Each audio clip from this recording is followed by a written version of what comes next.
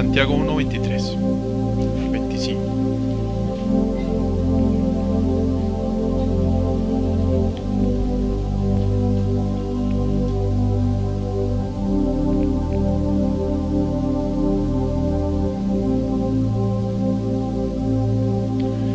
Bueno, ténganlo ahí separados y les voy a compartir como introducción de la enseñanza algo que ha venido como sucediendo en los últimos años. Podríamos hablar de algunas décadas hacia atrás, que ha distorsionado un poco como la realidad y la manera de cómo nos vemos a nosotros mismos y cómo vemos la sociedad. Esto lo habla un politólogo, el cual me gusta seguir mucho, leo de él, se llama Agustín Laje, y él ha desarrollado durante ya un tiempo algo que se llama la batalla cultural. ¿Por qué lo llama la batalla cultural? Porque él, en términos digamos de no bélicos, sino digamos de contienda, ha expuesto que en estos últimos tiempos sí se está librando una batalla cultural, de nuestra cultura, en donde se han querido implantar digamos que pensamientos, ideologías en la mente de nuestra sociedad, y esto es tan delicado que aún en la misma iglesia se está introduciendo, aceptando digamos autopercepciones. ¿A qué voy? Él dice, y es cierto, que hoy en día la forma en la que cada persona se sienta o se identifique es válido según la persona lo crea, y que según lo que usted se sienta o usted se identifique, tiene que no solamente respetarse de parte de la otra persona, sino que legislarse, ¿sí? O avalar de alguna manera lo que usted cree que es. Por ejemplo, y uno de los factores que él más ataca es el tema de la identidad de género, ¿cierto? Él habla mucho de que si hoy una persona se le ocurre decir que siendo un varón es mujer, pues yo tengo que decirle literalmente que es mujer porque él se siente mujer, ¿cierto? Sin importar lo que su biología delata de él. Pero no solamente eso, sino que las leyes tienen que legislar a favor de lo que él se siente o de lo que ella se siente. Esto hace unos años era una locura, pero hoy en día es normal, ¿cierto? Pero no solamente es el problema va ahí, sino que va más a fondo, y es que hoy en día las personas se pueden autopercibir de muchas maneras. Es la autopercepción, lo que yo siento que soy, y lo que yo siento que soy, eso es lo que importa. ¿Qué pasa con esto?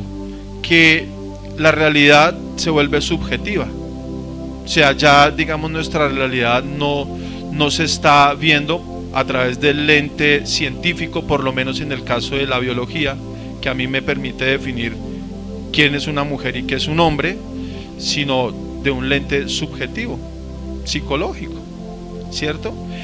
Pero eso tiene un trasfondo muy oscuro detrás de eso, obviamente. Eso tiene otros intereses muy oscuros, porque si fuera tan así, ¿por qué para otras cosas no sería aplicable? Ejemplo, hablamos del caso donde una persona se siente gorda y no come. ¿Cómo lo ven los médicos? Como anorexia, ¿cierto? Que es un trastorno alimenticio, donde la persona dice que no come porque se va a subir de peso, aunque mirándose al espejo literalmente se dé cuenta que está demasiado delgada y baja de peso, pero ese trastorno la hace ver a esa persona que está gorda y no come. Pero digamos que esa autopercepción, que sería lo mismo, científicamente o médicamente sí se considera como una enfermedad o una patología. No, usted tiene un trastorno. ¿Por qué? Porque entonces para lo otro no es un trastorno. ¿cierto? Porque no es un trastorno. Y hay unos ejemplos que me llaman mucho la atención, que él pone en alguno de sus libros. Y él dice, entonces, si yo me autopercibo, por ejemplo, Bill Gates, y yo voy al banco o voy a algún lugar y quiero que me traten como Bill Gates, que es uno de los hombres más ricos del mundo, ¿por qué no puedo exigir el derecho a que me traten así? Si es que yo me autopercibo así. O porque si me autopercibo, por ejemplo, Superman, ¿por qué el gobierno y el Estado no me da un traje o una capa si yo me autopercibo así? ¿Sí me hago entender? O sea, eso parece tonto, pero ese es el punto a donde nosotros o la sociedad está llegando. O sea, se está peleando esa batalla donde una parte de la sociedad está exigiendo que se defienda la forma en la como esa persona se autopercibe. O sea, yo me veo así y a mí me tienen que... Ahora, ¿por qué quiero tomar esto como introducción? Bueno, porque eso tiene mucho que ver con nuestra vida espiritual, y nosotros tenemos mucho de esta autopercepción. Nosotros también percibimos o autopercibimos cosas de nosotros que no somos, y dejamos de percibir otras que sí somos, ¿sí? Y lo que pasa es que la palabra, como lo dice el libro de Santiago, nos da a nosotros una gran luz para poder entender. No voy a hablarles de identidad, voy a hablarle de lo que la palabra de Dios dice que tú y yo somos, amén, y que no somos. Porque mira, para empezar, lo que dice Santiago, el apóstol, en una de sus cartas, o en su carta: porque si alguno es oidor de la palabra y no hacedor, es semejante a un hombre que mira su rostro natural en un espejo, pues después de mirarse a sí mismo e irse, inmediatamente se olvida de qué clase de persona es. Pero el que mira atentamente a la ley perfecta, la ley de la libertad, y permanece en ella, no habiéndose vuelto un oidor olvidadizo, sino hacedor eficaz, este será bienaventurado en lo que hace. Amén. Vamos a pensar en el referente primero que hace Santiago, algo que para nosotros es muy cotidiano. ¿Quién no se miró esta mañana en un espejo? Todos. Yo creo que lo que hacemos antes de salir o apenas nos duchamos es ya ir a mirarnos al espejo, ¿cierto? Pero lo que él expone y piensa aquí es, dice, imagínese que usted se mira al espejo, usted sale y a usted se le olvide quién es usted. O que usted se mira al espejo y usted no reconozca y usted diga, quién es esa persona que está ahí. Sería algo como medio extraño y como medio tonto al mismo tiempo. Pero eso dice el apóstol ahí. Semejante a eso o a él es aquella persona que no mira su vida en el reflejo de la palabra. O sea, ¿quién es? Nosotros tenemos que no espiritualizarlo, pero sí mirar el ámbito espiritual de lo que está hablando el apóstol aquí en esta enseñanza. Entonces, nosotros tenemos el mal hábito de autopercibir cosas que no somos. ¿Y por qué percibimos cosas que no somos? Porque nosotros, hermanos, empezamos a definirnos por una serie de cosas y no por lo que la palabra de Dios dice que somos nosotros. ¿Cómo qué cosas al final de cuentas nos definen a nosotros? Bueno, pues los valores que de pronto nos fundamentaron desde pequeños, o que nosotros fuimos construyendo a lo largo de la vida. Usted de pronto es la persona que dice, no, es que yo soy así me crié y así soy, y así me quedo y así me muero. Y usted está teniendo una autopercepción, ¿cierto? Y está pretendiendo que las personas lo vean a usted por lo que usted cree que es. Pero ¿es eso lo que la Biblia dice que usted es? Vamos a empezar a despejar eso. Nosotros construimos, nos definimos de pronto por esos valores, pero muchos de esos valores ni siquiera son bíblicos. Y tú y yo tenemos que ser conscientes que algo que la palabra de Dios dice es que al final nosotros somos barro. Y el barro tiene que sufrir constantemente un proceso de transformación. O sea, el barro no tiene forma al final de cuentas, sino va adquiriendo la forma que su alfarero le va dando. Eso dice la palabra que nosotros somos. ¿O por qué dice la Biblia que nosotros tenemos que ir constantemente de estatura en estatura hasta llegar a la medida del varón perfecto? Porque nosotros no somos una obra terminada. Es decir, que creer que yo soy así y así me quedo es una mentira. Yo no puedo definirme por ese grupo de valores que tengo. Tampoco puedo definir mi vida por los roles que yo cumplo en la sociedad. ¿Quién es usted? No, yo soy una persona empresaria. Yo soy un empresario exitoso. O yo soy un padre de familia, una madre de familia. No, yo soy un gran maestro, yo soy un gran abogado. No, yo soy una persona y empezamos a definir lo que nosotros somos por el papel que nosotros desarrollamos en nuestra sociedad. Pero eso no define y no es la percepción que las personas deberían tener de nosotros, ¿cierto? No. Eso es una actividad que tú y yo hacemos. Yo en algún momento les conté que yo tendría una cantidad de cosas que no sé qué poner en la hoja de vida o en la entrevista. Soy carpintero, estudié una cosa, enseño la palabra, tengo un negocio, vendo artículos, o sea, ¿qué soy yo? No podría definirme por las cosas que hago. ¿Sí me hago entender? No puedo definirme. Tampoco puedo definirme por las experiencias que he tenido, mucho menos las que formaron o que me formaron de alguna manera en mi vida pasada. Teniendo en cuenta que la misma palabra de Dios dice que las cosas viejas pasaron, he aquí todas son hechas nuevas. Usted no ha hablado con personas, o usted de pronto no es la persona que dice, no, lo que pasa es que yo crecí con esta ausencia o esta carencia. Yo no crecí con una familia, yo no crecí con esto. Yo fui una persona de bajos recursos. Fui una persona abusada, yo fui una persona, y muchas cosas que hacen parte de nuestro pasado, experiencias que al final nos hacen autopercibirnos de una manera, ¿sí? No, y construimos quiénes somos nosotros a partir de eso. Tampoco, porque al final de cuentas el Señor Jesús, al hacernos una nueva criatura, todas esas cosas viejas pasaron.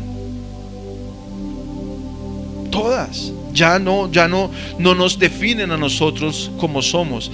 Y tampoco, mis hermanos, podemos definirnos por nuestras metas y aspiraciones futuras. Porque a veces nos mueven, ¿no? Y nos definen. Es que yo quiero ser esto, yo quiero hacer lo otro, este es el punto donde yo quiero llegar, este es mi objetivo, este es el logro que quiero tener. Y nos definimos por eso. Y esa es una de las ideas más pobres al final de cuentas, ¿cierto?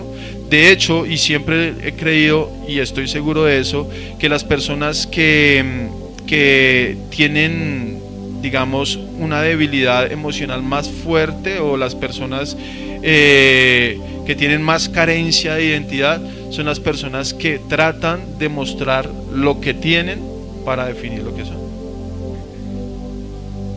Se escudan en eso, en mostrar, y al final de cuentas eso no es usted, ¿sí?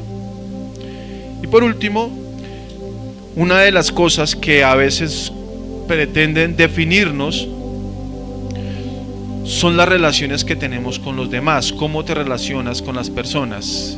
¿Qué impacto tienen las relaciones en tu entorno, con tu compañero de trabajo, con tu familiar, con tu amigo, con tu vecino, con tu enemigo, ¿sí? Eso tampoco nos define a nosotros.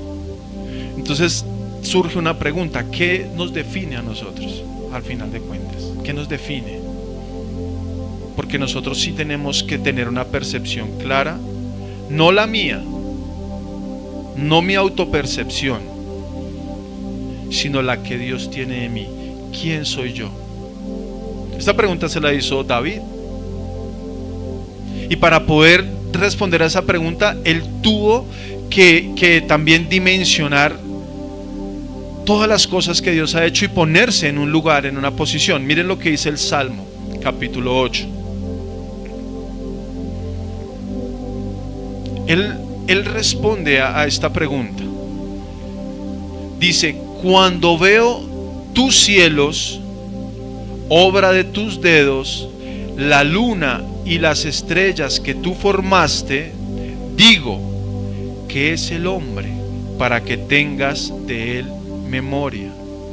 Y el hijo del hombre para que lo visites.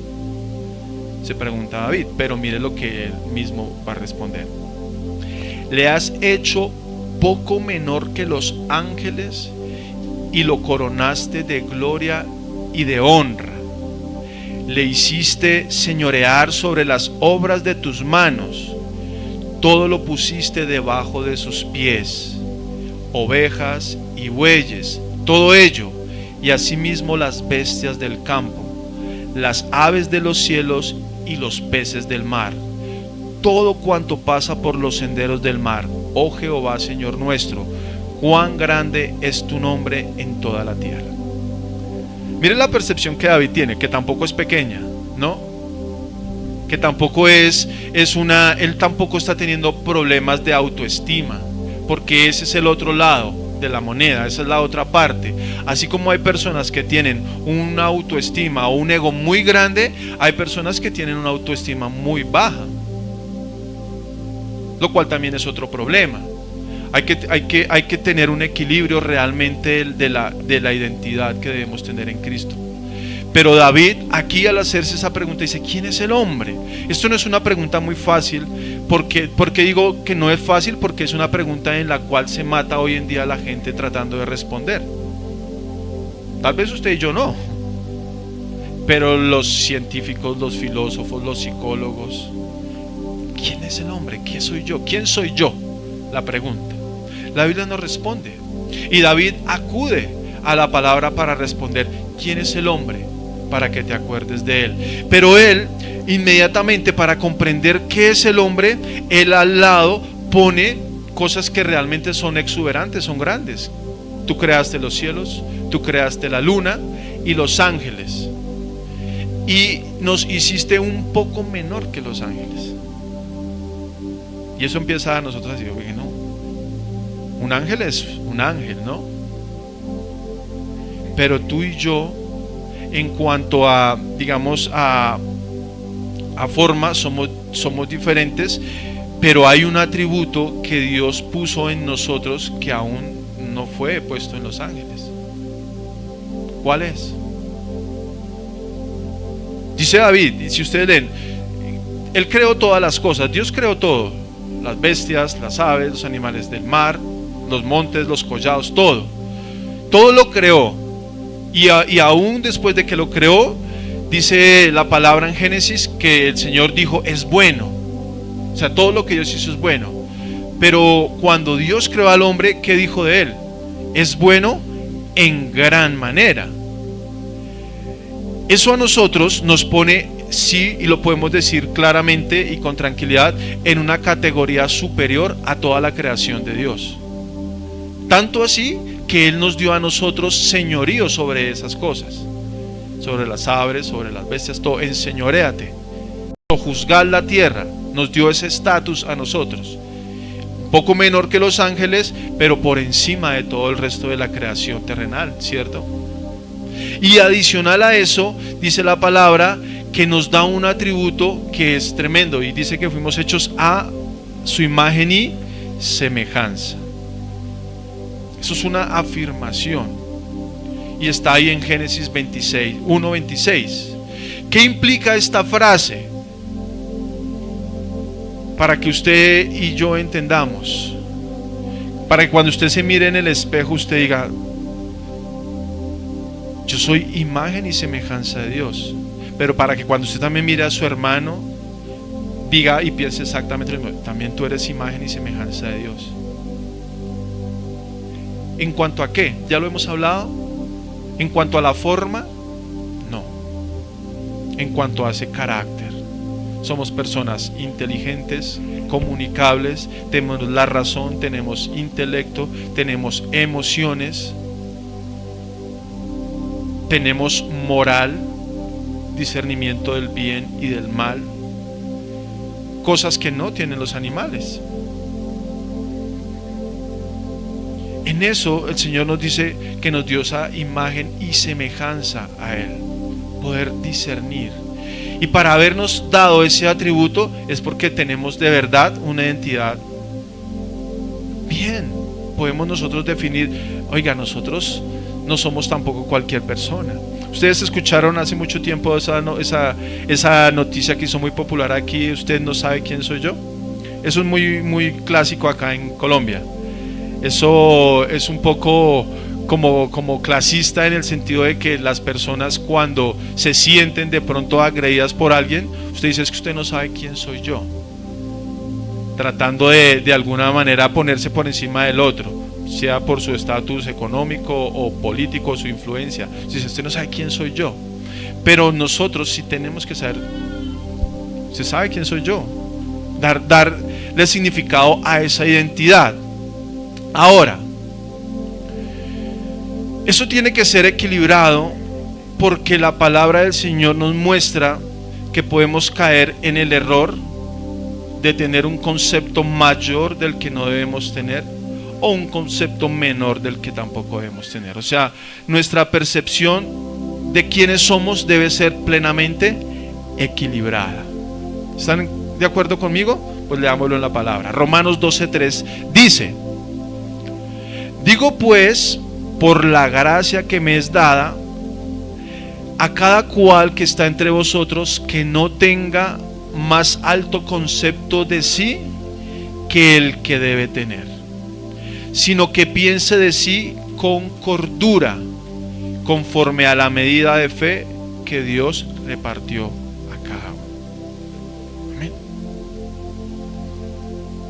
Nosotros, como lo estábamos viendo, no podemos ser definidos ni por lo que hacemos, ni por lo que tenemos, ni por lo que soñamos, ni por nuestra vida pasada, pero sí tenemos que ser definidos por la palabra. Sin embargo, dice el apóstol Pablo en esta carta, debemos cuidarnos aún de tener un concepto mayor del que no debemos tener. Porque eso pasa, mis hermanos. Y eso nos pasa a nosotros como creyentes. A veces se nos olvida que nosotros también tenemos esa otra naturaleza pecaminosa, esa otra parte que hace digamos,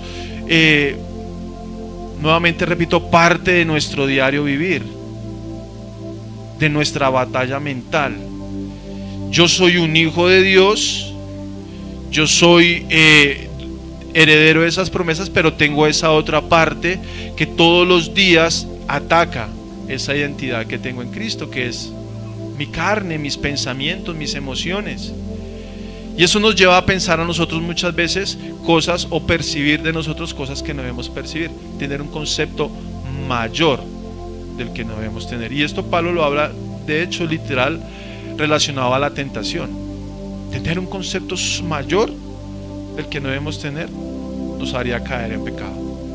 Una autopercepción que no debemos tener nos haría ir por el camino equivocado. Amén. Por eso,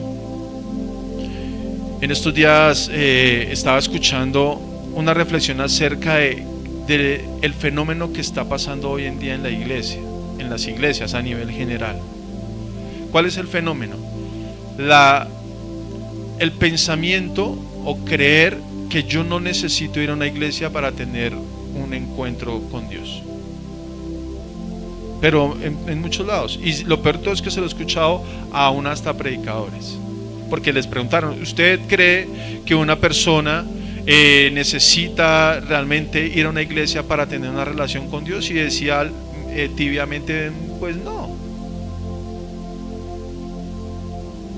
No, porque pues uno puede tener un encuentro con Dios en la casa, lo cual no es mentira, en el sentido de que nosotros podemos tener nuestra relación con Dios íntima, pero Si usted en esa relación íntima no está teniendo la revelación de la palabra de que tiene que congregarse, entonces ¿qué tipo de relación usted está teniendo con Dios? Usted está siguiendo, porque finalmente es aquí en la iglesia donde nosotros empezamos a crecer y a nutrirnos guiados por la palabra. Pero si yo tengo un concepto de que yo no necesito ir allá, ¿para qué? Yo no necesito. Que vayan los que necesitan, pues yo voy a ser víctima de mi propio invento. Y uno ve que este fenómeno después de la pandemia, porque esto fue después de la pandemia, o sea, esto empezó a coger demasiada fuerza después de que los recursos que nos ofreció la pandemia, que fue la virtualidad, empezó a ser la excusa perfecta para que una persona diga, pero yo lo puedo ver desde la casa. Yo pongo una predicación y ya. Por eso nosotros estamos tratando de alguna manera restarle mucho a la virtualidad, hermanos, sin dejar de valorar lo que nos ofrece, pero es que la virtualidad no puede reemplazar jamás lo que nosotros experimentamos aquí en la iglesia. No lo puede. Y hoy ese es el problema que están teniendo. Eso fue una gran herramienta para las empresas. Sí, ya no una empresa dice, yo para qué tengo que arrendar un edificio y alquilar una cantidad de cosas si me puedo ahorrar todo esto, ya que las personas pueden trabajar desde su casa. Fue un buen recurso para los colegios, para muchas cosas un buen recurso, pero para la iglesia no. Para la iglesia esto se convirtió en una alcahuetería, donde las personas de verdad ahora dicen, no, pero pues... Y entonces ¿cómo hacía la iglesia hace 20 años donde no estaba esto? Las personas entendían que tenían que ir, que necesitaban ir, pero hoy en día las personas piensan que no. Y empezamos a refugiarnos en esos conceptos y pensar que uno puede solo. Si pudiéramos solos, mis hermanos, entonces ¿para qué Dios diseñó la iglesia como un cuerpo donde necesitamos los unos de los otros? No podemos tener un concepto mayor del que no debemos tener. Si no dice, debemos pensar de sí con qué, con cordura. La cordura es el antónimo de la locura. La locura es creer que usted puede solo, que usted puede manejar, porque usted simplemente se siente bien así. No caigamos en ese engaño, mis hermanos. Tenemos que tener la percepción que Cristo tiene acerca de nosotros. ¿Qué dice la palabra o qué dice Cristo acerca de nosotros? Miren lo que dice Efesios 1:4. Según nos escogió en él antes de la fundación del mundo, para que fuésemos santos y sin mancha delante de él, en amor habiéndonos predestinado para ser adoptados hijos suyos por medio de Jesucristo, según el puro afecto de su voluntad, para alabanza de su gloria, de su gracia, con la cual nos hizo aceptos en el amado. Lo que pasa es que también Dios en su palabra nos dice que somos criaturas suyas, ¿cierto? Creados conforme a su imagen y semejanza, superior al resto de la creación, un poco menor que los ángeles. Pero ella está hablando de todos los seres humanos. Pero hay otra parte, hay otro grupo selecto. Esta doctrina que le incomoda mucho a ciertas personas, de la elección, de la predestinación, pero que es bíblica, que nos hace a nosotros tener un concepto preciso de quiénes somos en Cristo Jesús. Porque Él dice en su palabra, porque más que ser creación, nos adoptó para ser ¿qué?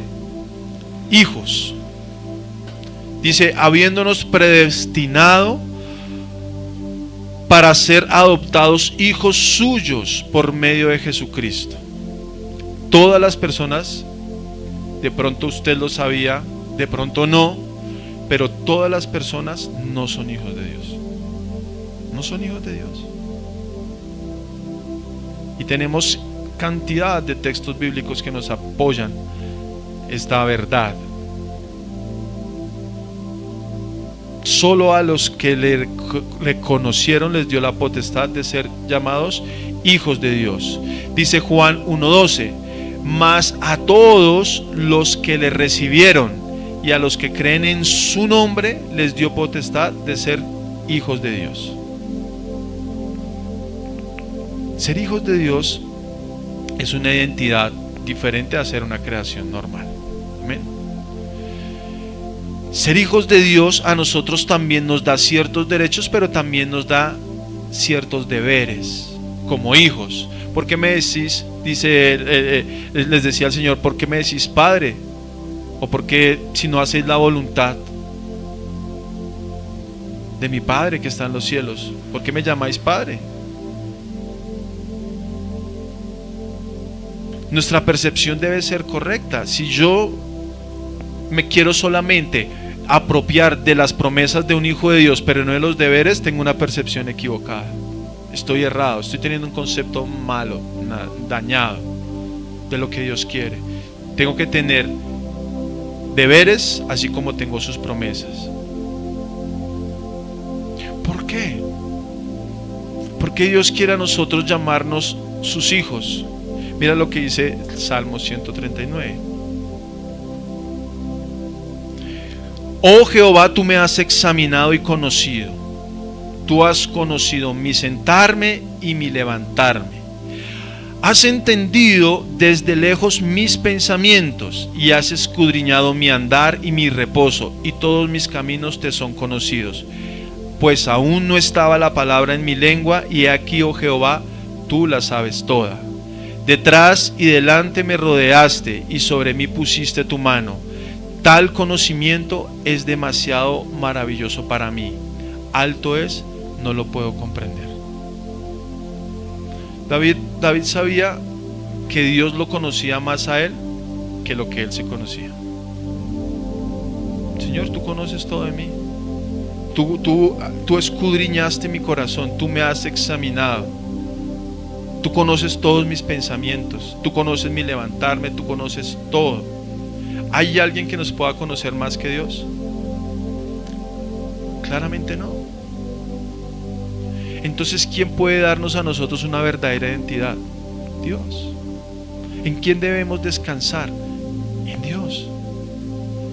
Y esto lo digo porque yo sé que, miren mis hermanos, uno de los problemas que hoy en día más atacan la mente del creyente y del cristiano es el problema de la identidad.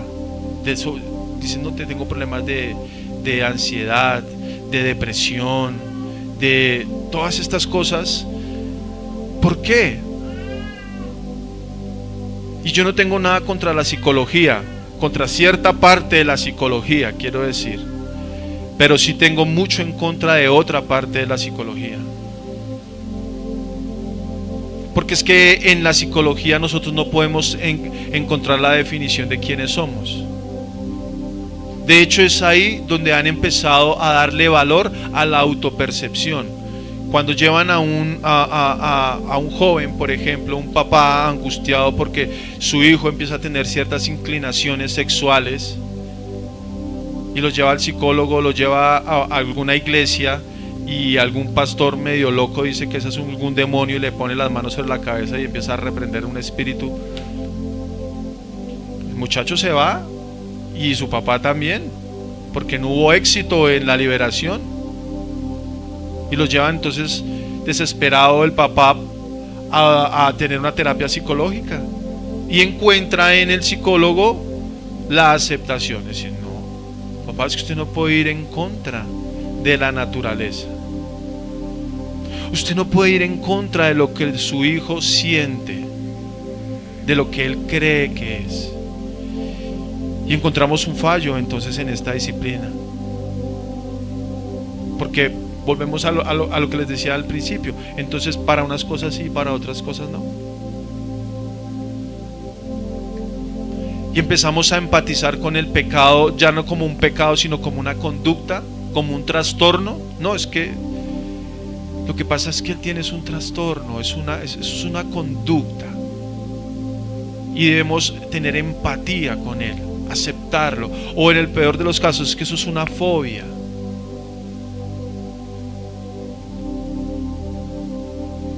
Tenemos que tener mucho cuidado con la psicología.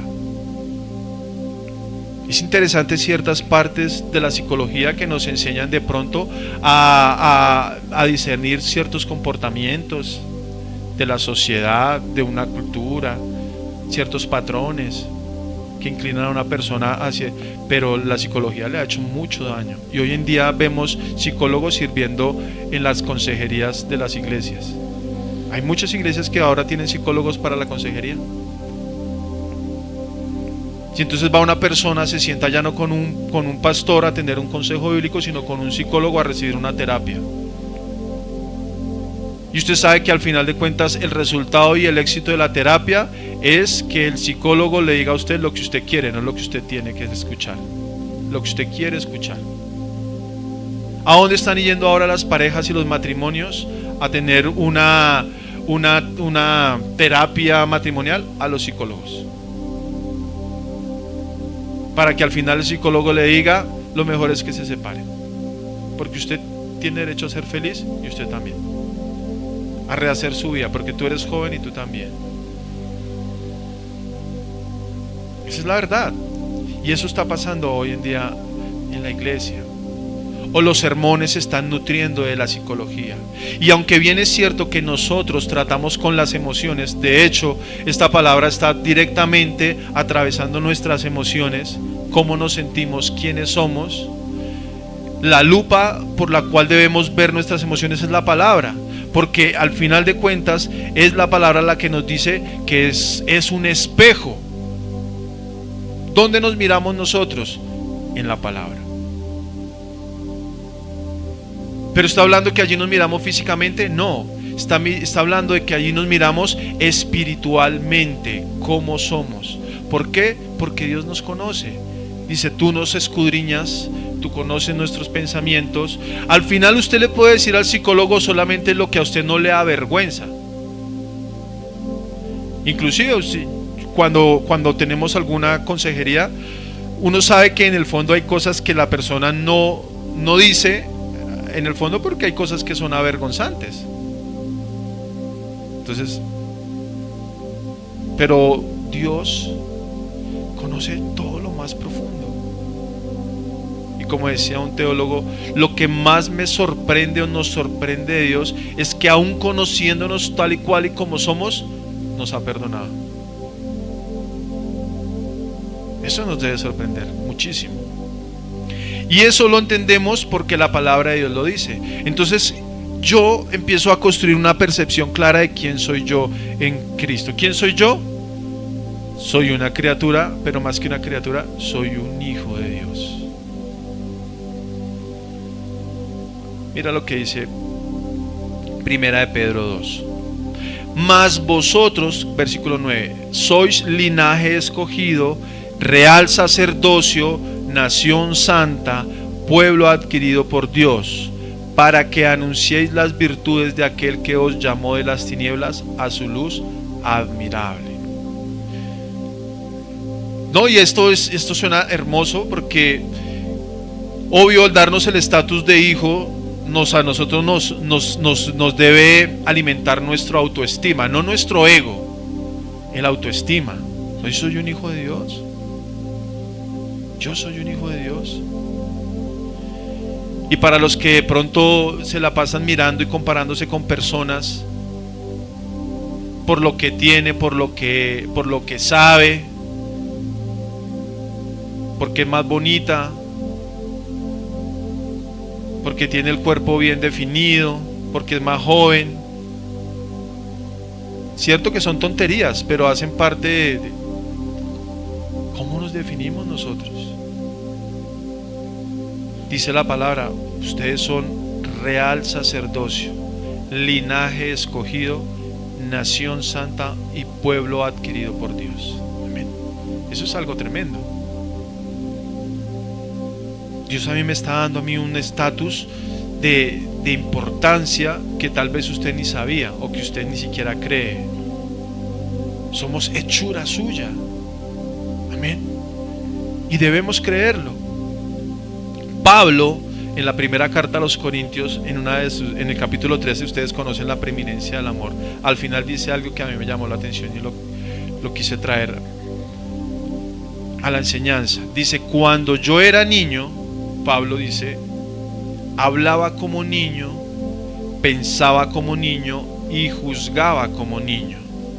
Mas cuando ya fui hombre, dejé lo que era de niño. Aunque claramente Pablo aquí está hablando acerca de lo que representa el crecimiento espiritual de una persona. Es válido pensar que nuestro pensamiento va cambiando constantemente, ¿sí o no? Usted ya no piensa igual que como pensaba hace 20 años, mucho menos de como pensaba hace 30, 40 años, para los que tenemos más, ¿cierto? ¿Qué tal nosotros comportándonos como cuando éramos niños? Aunque a veces los hombres nos pasa. Dicen por ahí que nosotros simplemente con la edad cambiamos nuestros juguetes y el valor de nuestros juguetes. Pero eso lo decimos porque a veces nos comportamos como tenemos ese niño. Y no está mal, porque la palabra del Señor dice que nuestra malicia debe ser como la de un niño, pero maduros en nuestra manera de pensar. ¿Por qué traigo esto a colación? Mis hermanos, porque usted y yo no debemos aferrarnos y pensar que nuestra forma de ser debe cambiar todos los días. Todos los días debe cambiar. Mire, si él decía, si yo pensaba así, ahora ya pienso diferente. Si yo cuando era niño hablaba y pensaba como un niño, tengo que decirles que ahora las cosas las veo de una manera diferente. ¿Sí o no, Michael? Por eso ya Michael está aquí. Ya pasó de allá a acá. Porque nosotros vamos creciendo en nuestra forma de pensar. Y debemos ser conscientes de esto, mis hermanos. Todos los días tenemos que ser conscientes de que Cristo quiere que vayamos evolucionando en nuestra manera de pensar. Usted no puede ser el mismo cristiano que era hace 2 años, 3 años, 4 años atrás. Y por eso me alegra las personas que sienten en su corazón empezar a servirle al Señor, empezar a alimentarse, a crecer más en la fe. Amén. ¿Por qué? Porque esto es una señal de que quieres crecer en tu vida espiritual. No puedes quedarte ahí sentado o sentada. Dejamos de pensar. De modo que si alguno está en Cristo, nueva criatura es, porque las cosas viejas pasaron y aquí todas son hechas nuevas.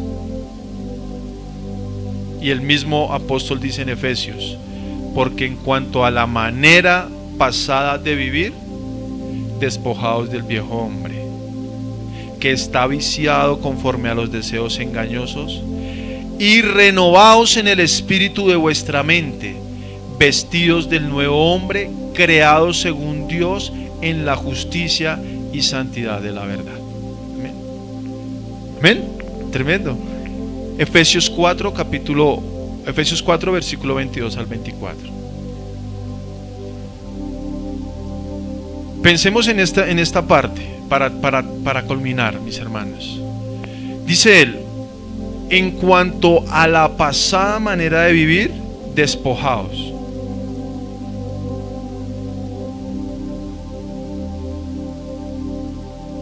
Si usted cree que tener carácter es decir, es que yo soy así, usted está equivocado.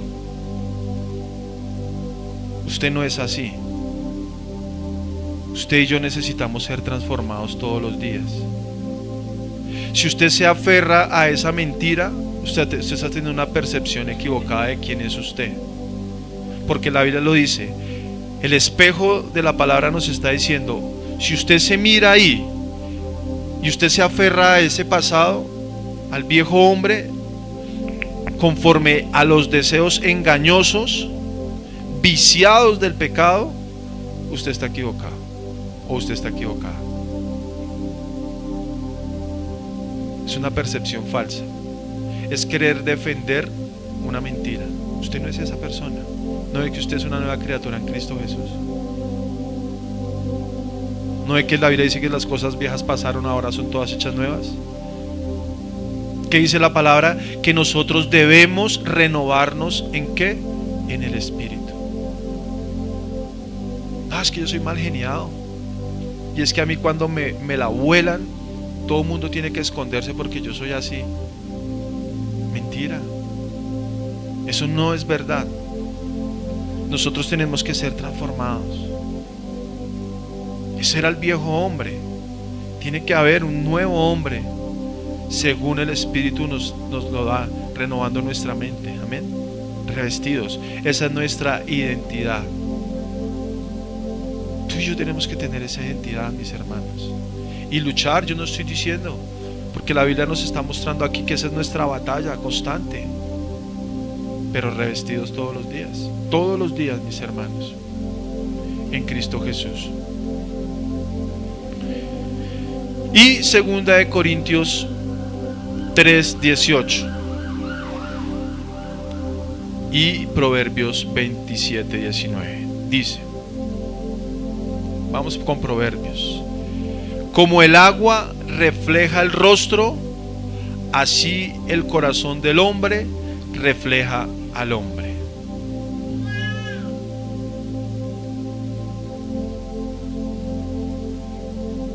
Esto lo escribió Salomón. Y no sé para ese momento cuál era la forma de ellos mirarse el rostro. Tal vez los espejos no eran como los vemos hoy en día, porque al final no son tan viejos, pero ellos se reflejaban su rostro en los metales o en el agua. Por eso la historia de Narciso, esa persona de la mitología que tenía un ego tan alto, pero tan alto, que despreciaba el amor de todas las personas, de las ninfas del Olimpo, porque era un hombre muy hermoso. Dice la mitología que él era un hombre muy hermoso y pues tenía un ego que se le acercaba a las mujeres y él las despreciaba. Entonces una diosa lo castigó de tal manera que se enamorara él de él mismo al verse su rostro en el agua. Y eso es lo que dice esa historia. Por eso ahí viene ese concepto del narcisismo, porque este hombre entonces en algún momento, despreciando el amor de las personas, se miró en el agua y dijo: uy, soy muy hermoso, y se enamoró. O sea, ¿se imagina enamorarse de él mismo? Se enamoró, ¿sí? Ahora, eso también es verdad, porque hoy en día las personas tienen un ego están tan convencidos de sí, como dice, tienen un concepto tan alto que es narcisista. Y eso es lo que dice aquí el proverbio: así como el hombre se refleja en el agua, así es el corazón del hombre al reflejarse. Cuando te miras al espejo, ¿qué ves ahí? Debemos mirarnos con amor, ¿sí? La palabra del Señor dice que nosotros debemos amar a los demás como nos amamos a nosotros mismos. O sea que la Biblia asume que nosotros debemos tener un amor propio, ¿no? No debemos odiarnos, amarnos, tal cual como Dios nos ha hecho, tal cual. Somos creación suya. Pero ojo con tener un concepto mayor, porque este es el versículo: todos nosotros con el rostro descubierto, contemplando como en un espejo la gloria del Señor, estamos siendo transformados en la misma imagen, de gloria en gloria, como por el Señor. Amén. ¿Cómo debemos mirarnos en el espejo? Que cuando usted lo ponga ahí, vea a Cristo. Dice ahí, con el rostro descubierto. mirarnos contemplando la gloria de Cristo. Solo así podemos ser transformados. Día a día, por el Espíritu de Dios. Amén. Y usted se pregunta, bueno, ¿y yo cómo hago para ver la gloria de Cristo? Miremoslo acá en su palabra. Porque el retrato de Cristo Jesús, por lo menos usted lo encuentra en los evangelios como una descripción de quién es Él. Una persona humilde, una persona amorosa, con carácter, manso, lleno de paz, lleno de bondad, compasivo. Y eso es la gloria de Cristo, ¿no? Si empezamos a mirarnos y queremos ser igual a Él, pues seremos transformados de gloria en gloria. Amén. Debemos conocer a Cristo. Él debe ser nuestro influencer, nuestro influenciador, ya que están tan de moda hoy los influenciadores, ¿no?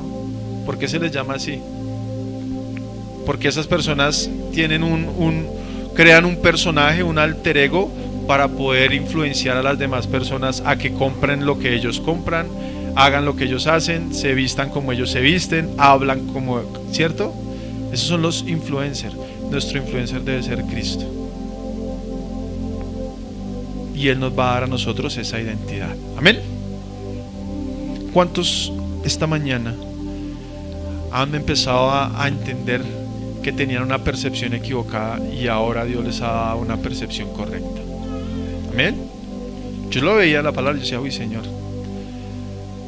hay muchas cosas que pienso de mí que no soy, realmente no soy,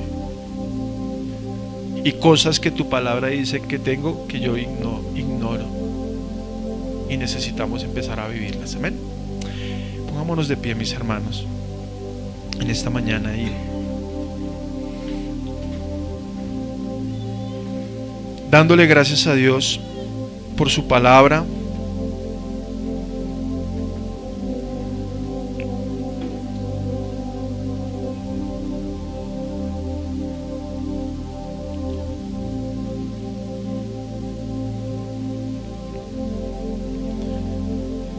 Es importante que modelemos de verdad el Evangelio del Señor en nuestras vidas.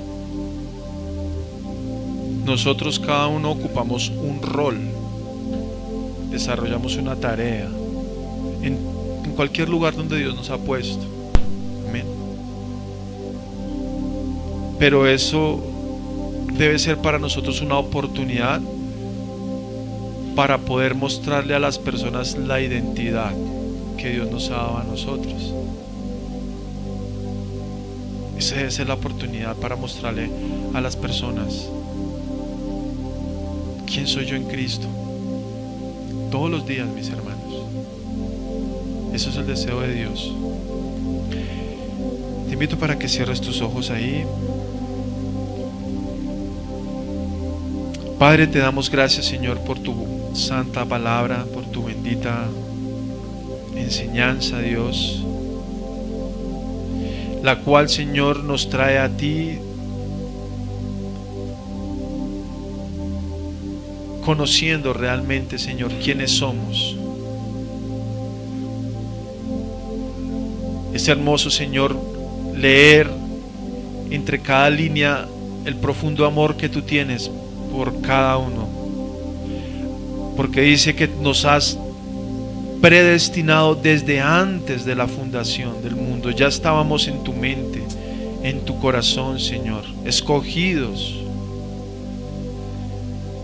que nos has hecho un poco menos que los ángeles, Señor, y has dispuesto, Señor, en nuestro corazón el enseñorío de toda la creación, Padre, dándonos a nosotros, Señor, esa imagen y semejanza tuya, Dios. Y no solamente esto, sino que adoptándonos por medio de Cristo nos has hecho tus hijos, Señor. Qué hermoso es ver en tu palabra, Señor, quiénes somos en Cristo Jesús. Nos has hecho una nación santa, un pueblo adquirido, linaje escogido, real sacerdocio, dice tu palabra, para gloria tuya, Señor. Pero también nos muestras en ella, en tu palabra, Señor, que no podemos, Señor, aferrarnos a ese viejo hombre, a nuestra pasada manera de vivir, que no podemos tener un concepto mayor del que no debemos tener, Señor, sino que tenemos que pensar de nosotros con cordura. ¿Quiénes somos, Señor?